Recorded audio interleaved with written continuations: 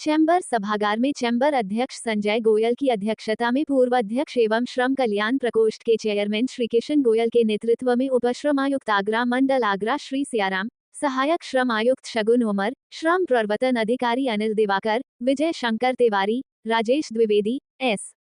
के सिन्हा, संजय शुक्ला, सहायक निदेशक कारखाना टीना भाटिया के साथ बैठक आयोजित की गई, जिसमें श्रम कल्याण प्रकोष्ठ के चेयरमैन श्री किशन गोयल द्वारा 12 सूत्रीय प्रतिवेदन दिया गया। चैम्बर अध्यक्ष संजय गोयल द्वारा अवगत कराया गया कि किसी भी उद्योग में बाल श्रमिक होने की सूचना प्राप्त होने पर उस बाल श्रमिक का जन्म प्रमाण पत्र, स्कूल प्रमाण पत्र से आयु सत्यापन होने तक कारखाने स्वामी के प्रति कोई उत्पीड़नात्मक कार्यवाही नहीं होनी चाहिए। कुछ ट्रेड यूनियन द्वारा मात्र मिथ्या शिकायत करने भर से ही बाल श्रम उन्मूलन अधिनियम के अंतर्गत कार्यवाही किया जाना उचित नहीं है। ये भी जानकारी में आया है कि कारखाने में बाल श्रमिक होने की जांच हेतु एनजीओ कारखानों में जाते हैं, जबकि एनजीओ को कारखानों में जाने का कोई औचित्य नहीं है। उपश्रमायुक्त महोदय ने बताया कि विभाग द्वारा सत्यापन करने पर आपके द्वारा बच्चे के आयु संबंधित दस्तावेज प्रस्तुत करने पर विभाग द्वारा कोई भी कार्यवाही नहीं की जाती है। Chamber of industries and commerce Agra के साथ हमारी जो बैठक हुई है वो जो भारत सरकार द्वारा 4 कोड लाए गए हैं उनमें क्या क्या प्रावधान हैं उसके संबंध में, प्लस जो प्रदेश सरकार ने 2027 तक उत्तर प्रदेश को बाल श्रम उन्मूलन किए जाने का लक्ष्य रखा गया है, उसके संबंध में आज हमारे पदाधिकारियों के साथ विस्तृत चर्चा हुई है। क्या समस्याएं सामने आई हैं, क्या रखी हैं समस्याएं व्यापारियों ने? समस्याएं बहुत सारी रखी गई हैं जिनका मैक्सिमम समाधान किया जा चुका है। शेष समस्याओं के मैं यही कहूँगा कि समय समय पे हम लोगों को आपस में बैठकर विचार विमर्श करके और जो नवीनतम श्रम सुधार हुए हैं उनको, प्लस जो वर्तमान में प्रदेश चल रहा है, जो नए कोड में अद्यतन प्रगति चल रही है, अभी उसके रूल्स बन रहे हैं, उनके नोटिफिकेशन जब जारी होंगे तो उन सब चीज़ों पे विस्तृत हमारी चर्चा आज हुई है। कुछ नए कानून आए श्रमिकों के लिए, क्या विशेषता है, क्या कुछ सुविधाएं आई हैं? भारत सरकार द्वारा जो नए श्रम कानून बनाए गए हैं जो 4 संहिताओं के रूप में जाने जाएंगे, उनमें प्रमुख जो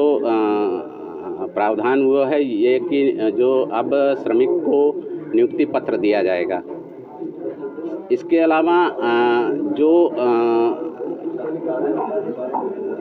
श्रमिक का अगर मान लीजिए किसी का श्रमिक का कोई वेतन बकाया रह जा रहा है तो पहले श्रमिक को सिद्ध करना पड़ता था, अब इसमें वर्कर्स एम्प्लॉयर साइड को सिद्ध करना पड़ेगा कि उसका वेतन श्रमिक का नहीं बकाया है। इसी प्रकार के बहुत सारे जो सम्मिलित किए गए हैं संस्था में, उसमें दोनों पक्षों को, सेवायोजक पक्ष और श्रमिक पक्ष, दोनों पक्षों को ध्यान में रख के ही बनाए गए हैं। मैं जो नॉन रजिस्टर्ड और रजिस्टर्ड दोनों ही एम्प्लॉय को रखते हैं, नॉन रजिस्टर्ड होते हैं जैसे नॉन वेतनमान वाले होते हैं, उनको सुविधा नहीं मिल पाती, उसके लिए कोई सरकार सोच रही है, आप सोच रही है? नहीं, उनके लिए हमारी जो वर्तमान में ई श्रम पोर्टल चल रहा है, जो भारत सरकार का एक डेटाबेस है, उसके अंतर्गत वो रजिस्ट्रेशन करा सकते हैं। साथ ही साथ अगर वो निर्माण संबंधी कार्यों में संलिप्त हैं तो वो अपना रजिस्ट्रेशन यूपीबीओसी बोर्ड की साइट पे जाके स्वतः कर सकते हैं या किसी जनसेवा केंद्र के माध्यम से करा सकते हैं। उनको बहुत सारी ऐसी सामाजिक सुरक्षा की योजनाएं चल रही हैं जिससे वो लाभ प्राप्त कर सकते हैं। चैम्बर के माध्यम से सामने आए कुछ दलाल जो संगठन चलाते हैं वो हावी हैं और कहने के ब्लैकमेलिंग करते हैं, तो क्या उन लोगों को चिन्हित किया जाए? नहीं, मैंने तो चैम्बर के पदाधिकारियों से अनुरोध ही किया है कि ऐसे चिन्हित व्यक्तियों को हमको एक सूची उपलब्ध करा दिया जाए जो तथाकथित अपने आप को ट्रेड यूनियन कह रहे हैं, ताकि अगर उनके द्वारा इस प्रकार का किया जा रहा है तो उनके विरुद्ध कोई कानूनी कार्रवाई की जा सके। आपने कोई सुझाव याद दिए हैं? हमने पदाधिकारियों से अनुरोध किया है कि समय समय पर हमको आपस में बैठ के समस्याओं के हल के विषय में एक बीच का रास्ता निकालना पड़ेगा। यार था कि लेबर डिपार्टमेंट के साथ एक मीटिंग हो जाए, जो आज हमारी मीटिंग फ्रूटफुल हुई। काफ़ी टाइम से क्योंकि व्यापारियों की समस्याएं आ रही थी, लेबर से रिलेटेड और व्यापार संगठनों से रिलेटेड। आज डीएलजी साहब ने कितने बढ़िया तरीके से हमें समझाया है नए कानून के बारे में भी, और प्लस जो हमारी समस्या आ रही थी उनको दूर करने के लिए कि हम कैसे दूर कर सकते हैं। हम उम्मीद करेंगे कि आगे फिर एक मीटिंग और करेंगे जिसके साथ हम अपनी जो समस्याएं मेंबरों की समस्याएं वो रखें, क्योंकि जो आजकल जो संगठन है अपने लेबर यूनियन